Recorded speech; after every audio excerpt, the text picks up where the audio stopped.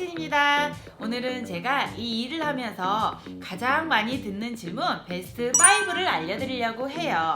먼저 첫 번째는 손님들이 오시면 항상 하시는 말씀이 네이버에는 매물이 많은데 막상 와서 찾아보면 매물이 없다고 다 허위 매물이냐고 하시는데요. 지금은 8월 21일부터 단속이 강화될 거라서 이제부터 그런 질문은 사라지겠지만 여태까지 올린 것도 허위 매물은 아니에요. 나온 매물마다 조건이 틀려서 금액이 틀린 건데 손님들은 다 같은 조건으로 보니까 가격이 왜 이렇게 변동이 심하냐고 하시는 거고요. 그래서 중개업자들이 가끔 매물 신고를 받는데요. 한 번은 제가 매물이 너무 싸다고 신고를 받은 적이 있는데요. 실제로 오히려 이 주인은 안 팔려서 발을 동동 구르고 있는 상황이었는데 같은 단지 아파트 주민들이 우리 아파트에는 이렇게 싼 매물이 존재할 리가 없다면서 그냥 막무가내로 신고를 하셨더라고요. 그래서 제가 네이버에 전화해서 집주인하고 연결을 확인한 뒤에 이 매물은 진실 있는 매물이고 신고한 사람이 누군지 알려달라고 하니까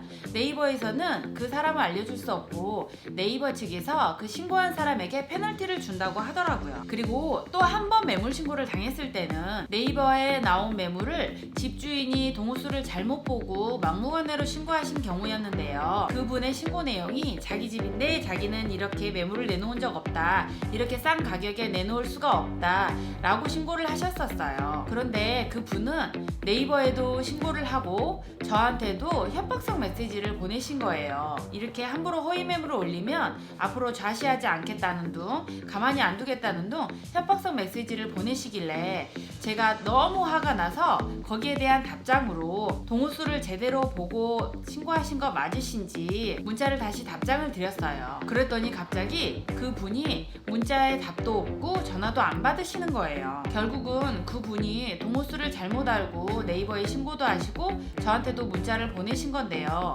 그분이 미안하다는 사과 한마디 없이 제 전화를 일부러 안 받으시고 하니까 제가 무척 화가 났던 경우가 있었거든요. 그리고 제가 더욱더 화나는 부분은 그분은 집은 여기서 살고 계시지만 타 지역에서 부동산을 하고 계신 분이셨더라고요. 그리고 두 번째는 부동산을 하고 있다 보면 어디를 분양하거나 그러면 홍보팀이 와서 홍보를 해주기도 하고요. 그것보다 더 좋은 정보를 얻는 팁은 바로 투자자분들이세요. 그분들은 자기가 직접 법인을 차려서 하시는 경우도 굉장히 많고요. 그리고 워낙 전국구이기 때문에 핫한 지역을 많이 알고 계세요. 그리고 직접 임장을 다니시니까 지도상으로는 알 수 없는 여러 가지 점들을 많이 알려주시고요. 그런 분들이 오시면 저도 메모지하고 볼펜을 들고 그분들한테 받아 적기 바쁘거든요. 제가 투자하거나 그런 건 아니지만 그분들한테 들어서 다른 투자자분들에게도 좋은 정보를 드릴 수도 있고 연결해 드릴 수도 있으니까요. 그리고 또 다른 경로는 부동산 카페를 통해서 알 수 있어요. 아무래도 현장에서 살고 계신 분들이다 보니 그 지역의 소식도 굉장히 빠르고요. 직접 살고 계신 경험도 느낄 수가 있고요. 그리고 또 다른 경로는 집을 팔고 오시는 매수인분들에게도 얻을 수 있는데요. 얼마에 사서 얼마에 팔고 왔는지 등을 직접 들을 수 있고 아무래도 호재거리가 있는 지역에서 살고 오시다 보니 집을 팔렸을 거라는 생각도 많이 하고요. 거기에 또 다른 호재거리가 있겠구나 하고 판단을 할 수가 있는 거죠. 또 반대로 매도인분들에게도 정보를 얻을 수 있어요.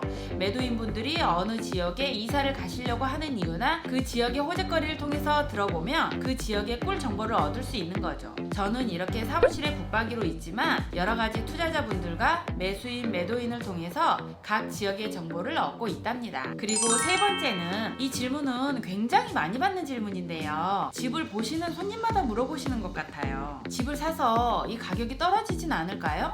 사장님은 얼마까지 오를 거라고 보세요? 라고 많이 물어보시는데요. 물론 큰 돈을 주고 집을 사시는 거니까 그 불안한 마음은 알겠지만 솔직히 저도 이 집이 오를지 내릴지는 저도 모르는 일이거든요. 물론 저는 오를 거라고 확신을 하지만 자칫하면 저한테 책임을 전가할 수 있기 때문에 막무가내로 오른다고 사시라고 하시지는 못해요. 이렇게 물어보시면 저는 어떤 근거 자료나 이슈 등을 들어가면서 설명을 해드리는 편이고요. 또 떨어지면 안 팔면 되고 오를 때 파시면 손해는 안 보실 거다. 그리고 1가구 1주택은 진리다 라고 말씀을 드리는 편이에요. 이렇게 실거주 하시는 분들한테는 이런 말씀을 해드려야 안심을 하고 매매를 하시더라고요. 그리고 사실 매수자 마음속에 답은 정해져 있는데 그냥 확인차 물어본 게 아닐까 싶더라고요. 그리고 네 번째는 손님들은 부동산을 하시면 집이 2채 이상은 있는 줄 알아요.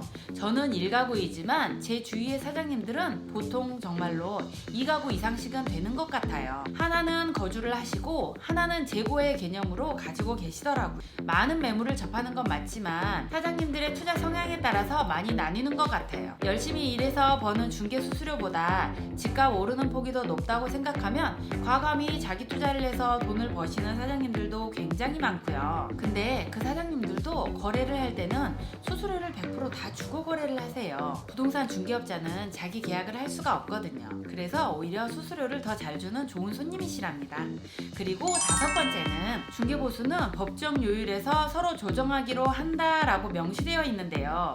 서로 조정하기로 한다라고 명시되어 있어서 참 애매한 것 같아요. 그리고 사람끼리 하는 거래라서 공인중개사가 실수를 하거나 또 매매 가격을 조절하는 부분에서 저는 최대한 30%까지 조절해 본 적도 있고요. 그렇지 않고서는 웬만하면 최고 요율에서 5만원에서 10만원 정도 깎아드리는 편이에요. 저는 손님이 깎아달라고 하면 웬만큼 기분 좋은 선에서 손님하고 잘 합의를 하는데요. 제가 아는 어떤 사장님들은 단 10,000원이라도 깎으려고 하면 그 자리에서 받지 않고 바로 일어나셔서 중개보수 청구권으로 청구를 하시더라고요. 그래서 수수료는 거의 사장님의 성향에 따라서 조율할 수 있는 부분이 틀린 것 같아요. 그리고 저도 손님이 깎아달라고 하면 웬만하면 이건 국비니까 깎지 말고 다 주세요 라고 말하면 법정 수수료 요율대로 웬만큼 다 주시더라고요. 오늘은 제가 이 일을 하면서 가장 많이 듣는 질문 베스트 5를 이야기해드렸어요. 그럼 지금까지 제 이야기를 들어주셔서 감사합니다.